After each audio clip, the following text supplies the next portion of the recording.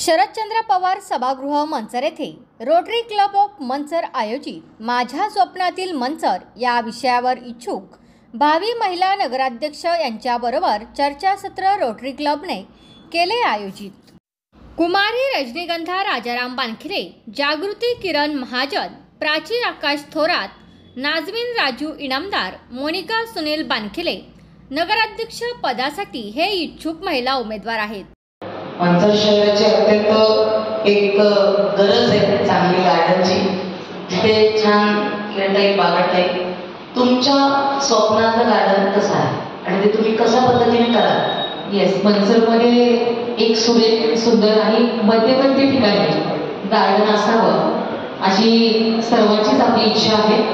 आणि या गार्डनमध्ये एक उपक्रम राबवता येईल, समस्त मंचरकरांच्या सहभागातून उपक्रम राबवता येईल। आपण पाहतो की आपल्या घरामध्ये एखाद्या चिमुकल्याचा वाढदिवस असतो, तर आपण अवघ्या पद्धतीने वाढदिवस साजरा करतो। तर माझी इच्छा आहे की त्या गार्डनमध्ये एक ठराविक तो पाठ असा असेल की आपल्या परिवारातील आपल्या आईचा असेल वाढदिवस किंवा वडिलांचा वाढदिवस असेल किंवा चिरंजीवाचा वाढदिवस असेल, तर त्या दिवशी सुरेखसर झाड त्या ठिकाणी आणून त्या गार्डनमध्ये लावलं जाईल। आता बाकीची खेळणी वगैरे ते तर गार्डनमध्ये राहतातच, परंतु लोकसंख्येच्या मनात गार्डन मोठी असावी, हिरवीगार असावी, स्वच्छ असावी, सुंदर असावी आणि तिथे आलेला प्रत्येक नागरिक तिथले जे क्षण आहेत ते क्षण तो आनंदाने आणि शांततेत घालवू शकेल अशी गार्डनची रचना असावी। असं तुमच्या स्वप्नातलं गार्डन आहे जे तुम्ही नगराध्यक्ष झाल्यानंतर ते तुम्ही करू इच्छिता।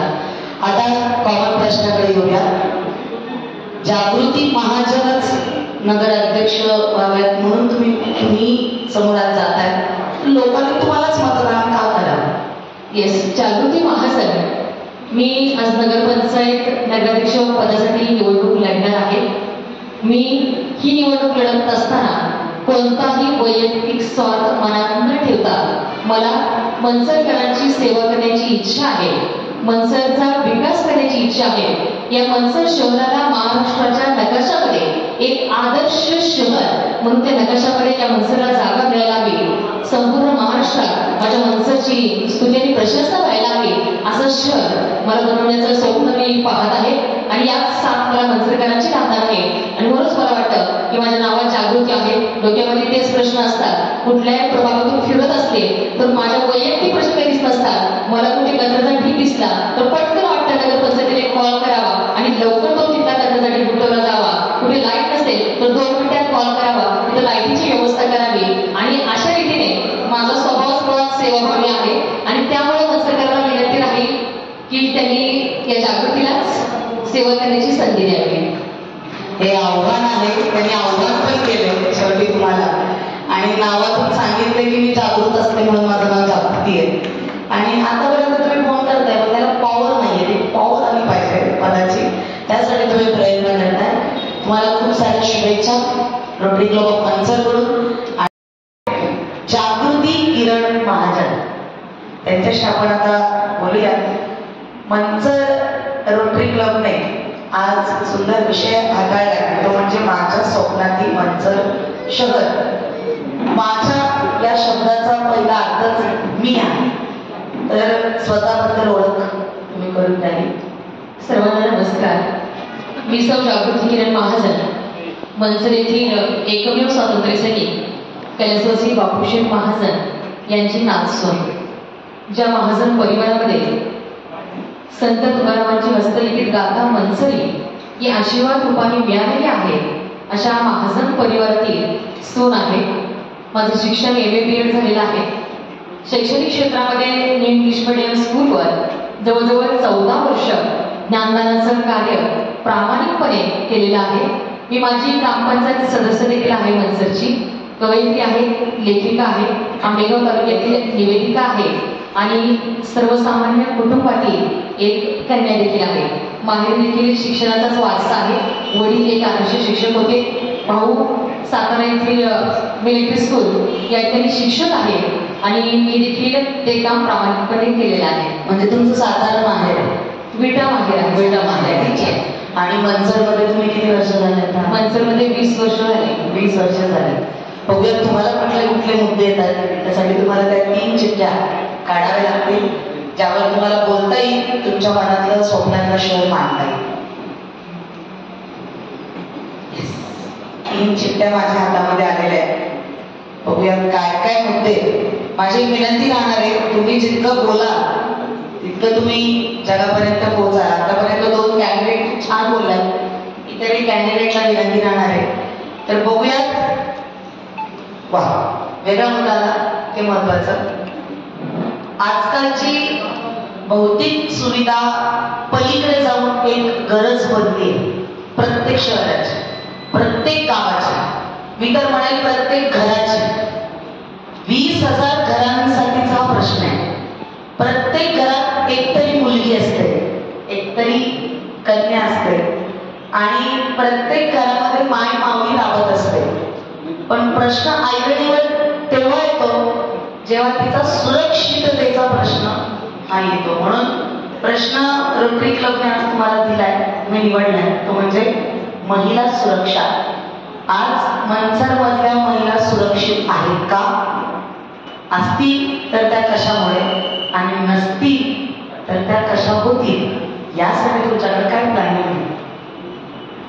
महिला सुरक्षा हा फक्त मनसरपुरता मर्यादित नाही, तर संपूर्ण देशामध्ये महत्त्वाचा प्रश्न आहे. कारण आजकाल महिला भगिनी, आधुनिक युग आहे, नोकरी निमित्ताने या मुली शिक्षणानिमित्ताने बाहेर पडतात. मग अशा वेळी घरात असणाऱ्या मंडळींना काळजी असते, घराबाहेर पडलेली माझी कन्या असेल, माझी पत्नी असेल, माझी आई असेल, माझी बहीण असेल, ती सुरक्षित माघारी गेली का? तर तसं म्हणायला गेलं तर मला माझ्या मनसरचा अभिमान आहे. कारण बऱ्याच प्रमाणावर सांगता येईल मला की येथील माता भगिनी आम्ही सुरक्षित आहोत. कारण आज 20 वर्ष झाली मी पाहतीये, खऱ्या अर्थाने येथील जे नागरिक आहेत ते नागरिक सुज्ञ नागरिक आहेत. असा कोणताही प्रसंग किंवा या 20 वर्षाचा मला आठवत नाही. पण 20 वर्षात आठवत नाहीये, पण जागृतीताई पुढच्या 5 वर्षाची परिस्थिती अजून बिकट होऊ शकते. बरोबर. तर पुढे काय उपाय असतो? तर महिला मुलगी सुरक्षित राहण्याकरता आपल्याला म्हणजे गव्हर्नमेंटचा हेल्पलाईन नंबर असतो, परंतु फक्त मनसर करता लिमिटेड असा हेल्पलाईन नंबर की जो ती महिला भगिनी पटकन लक्षात ठेवेल, कुठे असेल तिथून तिला पटकन हेल्प मिळेल, मदत मिळेल, असा एक हेल्पलाईन नंबर की जो मनसर लिमिटेड असेल, जो पोलीस स्टेशनशी कनेक्टेड असेल, असे हेल्पलाईन नंबर आपल्याला एक महिला भगिनीला देता येईल. त्याचबरोबर मनसर पोलीस स्टेशन आता पाहिले तर गावाच्या बाहेर आहे, तर मनसर पोलीस स्टेशनचं एक युनिट आपल्याला गावामध्ये मध्यवर्ती ठिकाणी असायला हवं. आत्ताची खूप गरज आहे. तर कोणताही प्रसंग घडला तर या माता भगिनी महिला भगिनी पटकन पोलीस स्टेशनला जाऊ शकत नाही.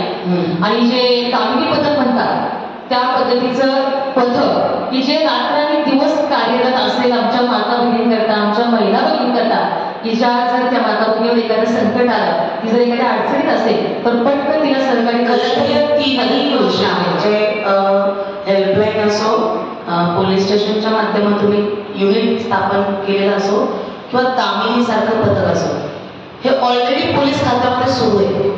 या व्यतिरिक्त या अशा काय योजना आहेत की ज्या तुम्ही एक तुमच्या कल्पकतेने महिला सुरक्षिततेच्या माध्यमातून राबवा? यात पोलिसांचा भाग झाला, म्हणजे हेल्पलाईन नंबर हा पोलिसांचा भाग आहे, आपण त्याच्यावर नियंत्रण ठेवू शकतो.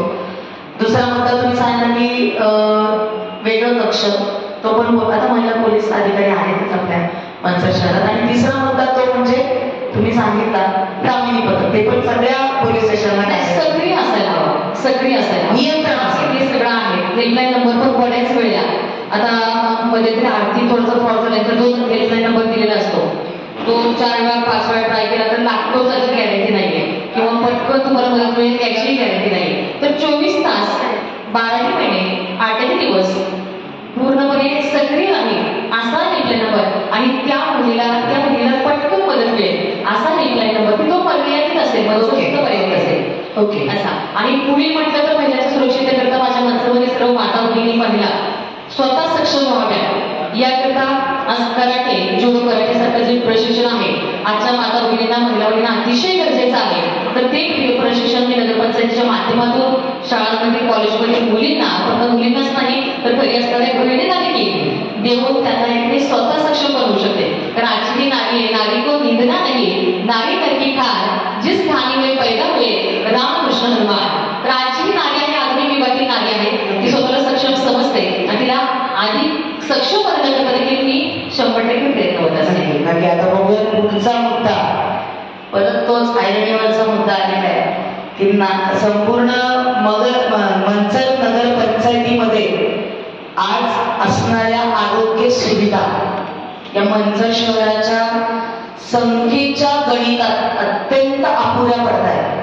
आणि मगाशी जसं दुसऱ्या कॅन्डिडेटने मुद्दा मांडला तो पण अगदी खरा आहे की इमर्जन्सी जर एखाद्याला हृदयविकारासारखा झटका आला तर बहुतांश वेळा डॉक्टर सांगतात की नाही पुण्याला हलवा. तर याच्याबद्दल काय उपाययोजना केली पाहिजे?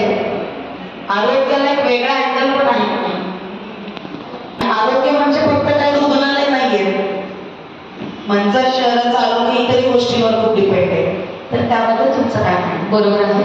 तर माझ्या मनसरमध्ये सर्व नागरिकांचं आरोग्य चांगलं राहावं, उत्तम राहावं याकरता या ठिकाणी व्यायाम हे आरोग्याची गुरुकुल्ली म्हणतात.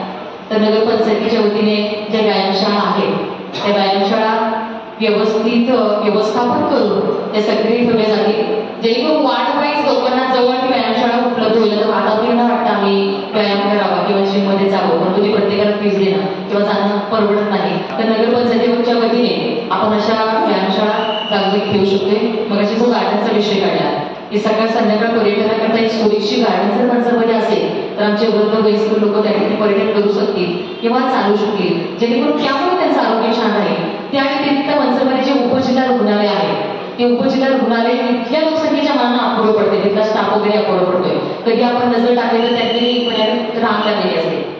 तर त्या ठिकाणी आपल्याला स्टाफ थोडासा वाढवावा लागेल. त्याचबरोबर आज मंचर संपूर्ण आंबेगाव तालुक्यात कॅन्सर पेशंटची संख्या अतिशय आहे. कॅन्सरची ट्रीटमेंट घ्यायची म्हटली तर इकडे आळंदीला जावं लागतं, इकडे आळेफाट्याला जावं लागतं. आणि अशा वेळेला आपल्या जर उपजिल्हा रुग्णालयाच्या माध्यमातून आपण कॅन्सर ट्रीटमेंट सेंटर याच ठिकाणी जर सुरू झालं किंवा सुरू केलं तर 100% मंचरमधील आणि आजूबाजूच्या पेशंट्सना त्याचा फायदा होईल. आणि अजून एक गोष्ट की शनिवारच्या दिवशी आपल्या उपजिल्हा रुग्णालयामध्ये डॉक्टर्स उपलब्ध असतात शनिवारी. तर बऱ्याच वेळा असे प्रॉब्लेम्स होतात की काहीतरी दुर्घटना घडते, पेशंट जातो आणि त्यावेळी नारायणगाववरती डॉक्टर उपलब्ध नाहीये. तर शनिवार देखील म्हणजे आठवड्याचे 7 दिवस आणि 24 तास त्या ठिकाणी रोटेशन पद्धतीने स्टाफ असावा उपलब्ध, डॉक्टर्स उपलब्ध असावे असा प्रयत्न माझा असेल की जेणेकरून माझ्या मंचरकरांचं आरोग्य चांगलं राहील.